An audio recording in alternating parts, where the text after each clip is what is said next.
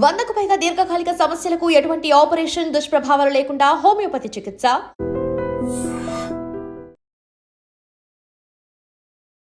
Breaking న్యూస్కి సంబంధించినటువంటి వార్త ఇప్పుడు చూస్తున్నాం. అనుకోకుండా జరిగినటువంటి ఉప ఎన్నిక అనివార్యమైనటువంటి పరిస్థితి ఉపరాష్ట్రపతి ఎన్నికకు సంబంధించి. అందులో ఎన్డీఏ అభ్యర్థి ప్రస్తుతం మహారాష్ట్ర గవర్నర్గా పనిచేస్తున్నటువంటి సిపి రాధాకృష్ణన్ గెలుపొందారు. దీనికి సంబంధించినటువంటి వివరాలని సెక్రటరీ జనరల్ రాజ్యసభకి సంబంధించి పిసి మోడీ కొద్దిసేపటి క్రితమే అనౌన్స్ చేశారు.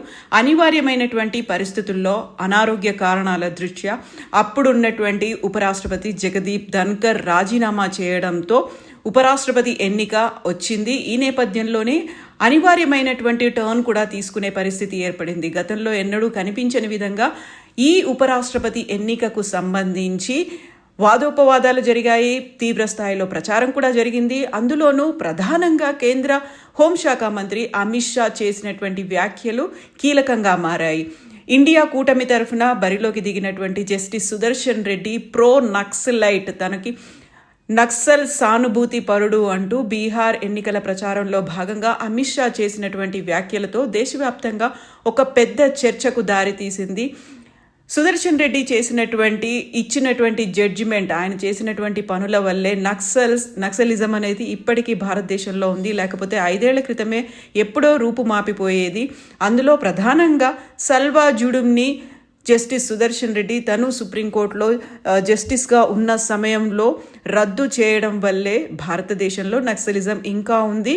దానికి ప్రధానమైనటువంటి కారణం జస్టిస్ సుదర్శన్ రెడ్డి నక్సల్ సానుభూతి పరుడు అవ్వడమే అనేటువంటి వాదనతో ఈ ఎన్నిక అనేది ఇతర రాజకీయ ఎన్నికలు, దాంతోపాటుగా అసెంబ్లీలకు జరిగేటువంటి అతి సాధారణ ఎన్నికలాగే ఉంది. దేశంలోనే అత్యున్నతమైనటువంటి 2వ పదవి అయినప్పటికీ, రాజ్యాంగబద్ధంగా ఉండాల్సినటువంటి పదవి అయినప్పటికీ ఎన్నిక అనివార్యం అవ్వడం, దాంతోపాటుగా ప్రచార కార్యక్రమాల్లో బిజీగా ఉండడంతో ఇది సాధారణ ఎన్నికను తలపించింది. అయితే ఇండియా కూటమి తరఫున బరిలోకి దిగినటువంటి జస్టిస్ సుదర్శన్ రెడ్డికి 300 ఓట్లతో మొదటి ప్రాధాన్యత ఓట్లు అనేవి వచ్చాయి. ఇక సిపి రాధాకృష్ణన్కి 452 ఓట్లు రావడంతో మొదటి ప్రాధాన్యత ఓట్లు అనేవి సిపి రాధాకృష్ణన్కి ఎక్కువ ఉండడంతో తననే 17వ ఉపరాష్ట్రపతిగా అనౌన్స్ చేశారు సిపి మోదీ. దీనికి సంబంధించినటువంటి అఫీషియల్ నోటిని కూడా కేంద్ర ప్రభుత్వం రిలీజ్ చేసింది.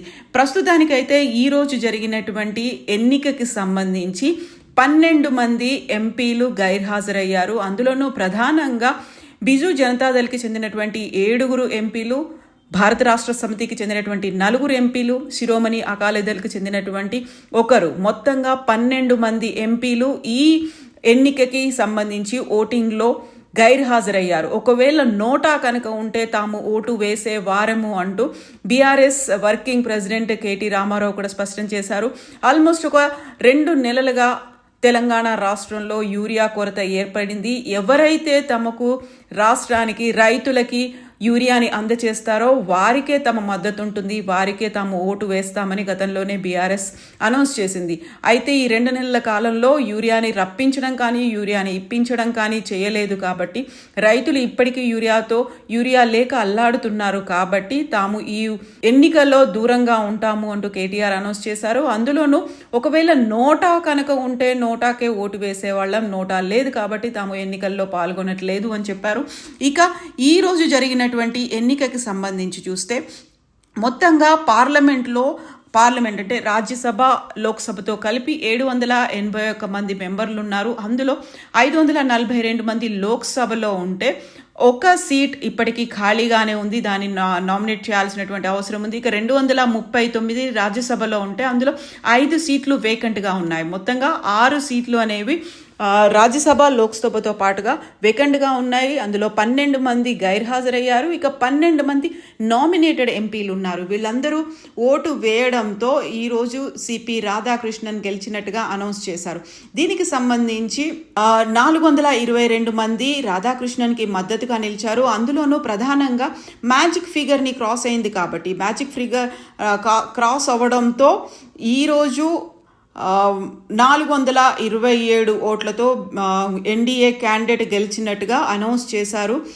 లోక్సభలో రాధాకృష్ణన్కి 293 ఓట్లు వస్తే 134 ఓట్లు రాజ్యసభ నుంచి వచ్చినట్టుగా ఇప్పటికీ అందుతున్నటువంటి సమాచారం. సాయంత్రం 5 గంటల వరకు జరిగినటువంటి ఈ పోలింగ్లో 98% ఓట్లు పోలైనట్టుగా అనౌన్స్ చేశారు. మొత్తంగా అనివార్యమైనటువంటి ఒక పరిస్థితి వచ్చింది. అనుకోకుండా టర్న్ తీసుకున్నప్పటికీ కూడా జస్టిస్ సుదర్శన్ రెడ్డి కంటే కూడా సిపి రాధాకృష్ణన్కి ఓట్లు ఎక్కువ రావడంతో ఆయన గెలిచినట్టుగా అనౌన్స్ చేశారు. ఇక ఇండియా కూటమి తరఫున అభ్యర్థిగా ఉన్నటువంటి జస్టిస్ సుదర్శన్ రెడ్డి ఇది రాజకీయాలకు అతీతంగా తాను కేవలం కాంగ్రెస్ కూటమి కాంగ్రెస్ తరఫున అభ్యర్థిగా లేను, రాజకీయాలకు అతీతంగా తనకు మద్దతు లభిస్తోంది అని చెప్పినప్పటికీ కూడా ఈ అనివార్యమైనటువంటి పోటీలో సిపి రాధాకృష్ణన్ గెలిచినట్టుగా అయితే అనౌన్స్ చేశారు. ఇప్పుడు ప్రస్తుతం భారతదేశానికి 17వ ఉపరాష్ట్రపతిగా సిపి రాధాకృష్ణన్ని గెలిచినట్టుగా Rajya Sabha general secretary PC Modi announce చేశారు. And don't forget to subscribe to iDream. And for more videos, Please subscribe to iDream. Please subscribe to iDream. Please subscribe iDream. And please subscribe to iDream. For more videos, subscribe to iDream. please like, share, and subscribe to the channel. Congratulations, iDream. Subscribe to iDream. Subscribe to iDream. So subscribe to iDream Media. iDream team andarki huge congratulations. Please subscribe iDream Media. Please subscribe to iDream. Subscribe iDream. Please subscribe to iDream. iDream అంటే నా కళల ఛానల్ను subscribe చేసుకున్న నోరు తిరుగుతలేదు, మీరైతే గంట గుర్తు కొట్టండి. For more such videos, please subscribe to iDream.